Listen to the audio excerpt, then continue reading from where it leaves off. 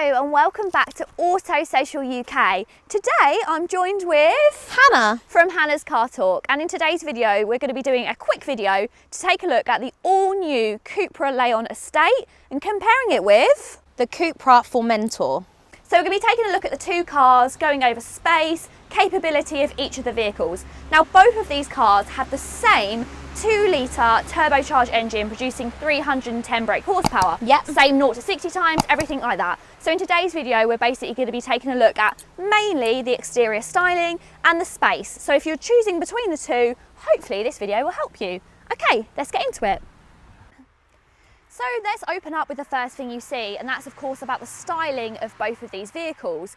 Obviously, they're very similar. They're finished in the same colour, they've got that classic Cupra styling. Yeah. But there are things that we like and dislike about both of these vehicles. Absolutely correct. I mean, I'll start off by saying, obviously, the Formentor is an SUV, so it has a slightly higher ride, higher seating position. But I personally think the grille on this is so much more aggressive than the grille on that. It's that slight extension, it just makes it look just a bit more aggressive than perhaps, I guess, I always joke, this has a little bit of a snooty nose. Yeah. It kind of goes down into like a smaller grille size, which instantly looks less aggressive. This is kind of like a really angry open mouth, and then this one's just kind of like a sloping, snooty mouth. Yeah. Am I giving them too much of a personality? Probably. Do I always do that? Yes.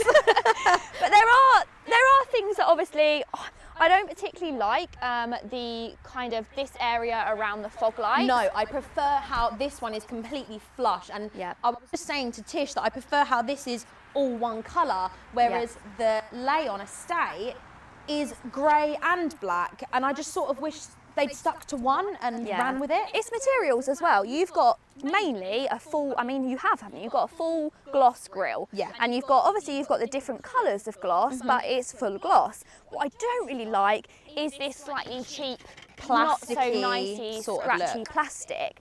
But overall, I mean, you can't really say the lights are almost exactly the same. And I do like that design that they have on the lights, that kind of aggressive look. At night, these look fantastic. Yep. But overall, definitely from the front, we're preferring This the Formentor. wins.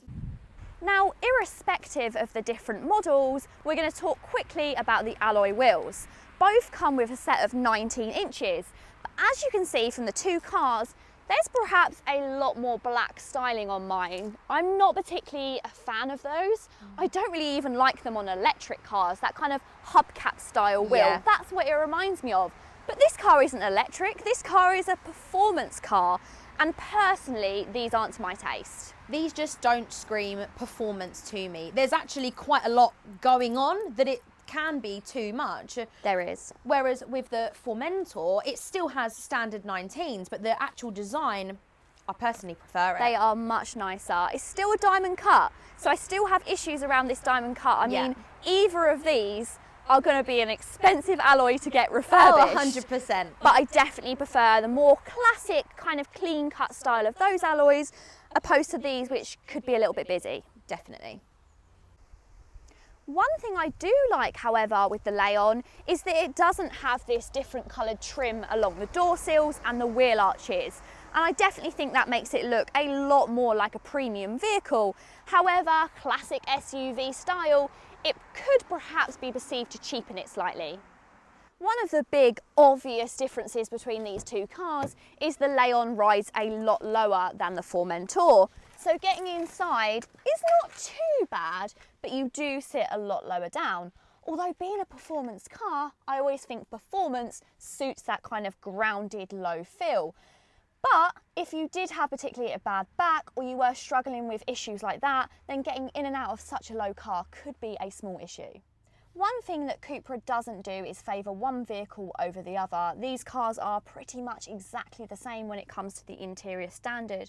You've got a digital driver's display, you've also got that large centre touchscreen, you've got adaptive cruise control, all of the same equipment which we know is really good on Cupras. The driving position is really nice actually, it's very driver focused, but I still have my gripe with this centre console that I just think is a little bit cheap feeling. unlike the Leon Estate, this is actually incredibly comfortable to get in and out of. With it being an SUV, as I mentioned earlier, the seating position is nice and high. No matter how tall you are or how short you are, this car is incredibly comfortable. And like Tish said, the car is incredibly driver focused. Everything is pointing towards you ever so slightly. And I have to agree completely with what Tish said about the interior. This is a mirror image of the estate. You've got the 12-inch touchscreen as well as the 10-inch digital cluster, and it feels really modern and I really like it. So to state the obvious once more, it's pretty low in the back here. Yeah. It would be okay for children, but I can imagine that if you're going to be carrying nan or granddad, they might struggle to get in the back here. Yeah, pretty impractical in that respect. I must say though, it's nice and light in here, but I think that is with thanks to this £1,000 panoramic roof. I think with the headlining being black, if you didn't have that pan roof, it could be quite dark in here. Yeah, absolutely, and can actually feel quite claustrophobic. But overall, I've actually got plenty of headroom and plenty of legroom. I know I'm not the tallest, but then I have been in much more cramped rear seats. Absolutely. I'm 5'6", and the chair for the passenger is quite far back, and I'm all right. I've got enough space. The only thing is we might be okay with me and you, but you certainly wouldn't want to carry a third person. Absolutely not. I don't even think I'd want a child sitting in the middle there. Okay, let's jump in the back of the Formentor. Now, this is more like it. Instantly a lot easier to get in. So much easier to get into. I don't know why, if it's like a placebo effect, but I feel like there's so much more space, although they're pretty much the same size. But I think that may come down to where the kind of window sits. It's a little bit lower down, or we're higher up in this car, Yeah. meaning you've got a lot more window space compared to the Leon, where they're a lot lower down and not necessarily as much light gets in here. This is true. We also don't have the advantage of the pan roof in this car, which is also equally, you know, assisting with the light. But once again, everything else is almost exactly the same. Got 2 USB-C charging ports, you've got the rear climate, we've also got this centre pull-down cup holders, and once more, unfortunately, because of both cars we've been in petrols, we have got quite a large transmission tunnel, which means really, you're not going to be able to have anybody sitting there without having to straddle that. Yeah, and be rather uncomfortable. But then again, that's exactly the same for both cars. I don't feel a huge amount of difference back here compared to them both, apart from that kind of window line. Yeah. But overall, they're both comfortable, but once again, probably not for 3 people. Probably not for 3 people, no, but really comfy. Taking a look at boot capacity, the Cupra Formentor offers 420 litres. Not bad. Not bad at all. However, it does have 2 slight flaws. The main one for me being this awkward boot lip. It's not flush whatsoever. You'd have to hoik things over to get them in. It also doesn't have a drop boot floor, which means that it doesn't have any extended storage. Slightly annoying again. But at least they both have spare wheels. This is true. Which is a plus from a lot of other brands. But this is where the Cupra Leon estate just pulls ahead in these 2 cars, as I guess you'd expect for it being an estate.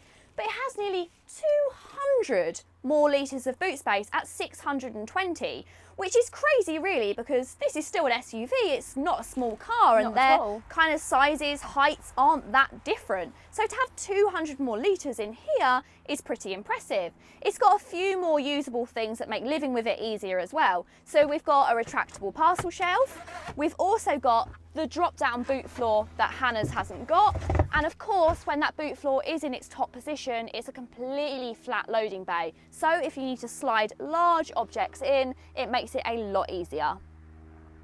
When it comes to figures, these cars are pretty evenly matched. Both cars offer 310 brake horsepower and a mere 0 to 62 in 4.9 seconds. Which is pretty impressive. It's very impressive. Both cars, especially for an SUV and an estate. These cars definitely blend together that practicality, but with some outright power. They're both pretty impressive cars, but we're not really going to go too much into the drive and style, because essentially they're going to drive pretty much exactly the same. But if you're trying to choose between whether you want to go for the estate or the SUV, I really hope this video has helped you. If you've enjoyed it, please go ahead and give it a massive thumbs up. If you want to see more videos from me, hit the subscribe button. And if you want to see more videos of Hannah, head over to Hannah's Car Talk. I'll pop all the details in the description box. Thank you so much for watching. Until next time, bye. Bye.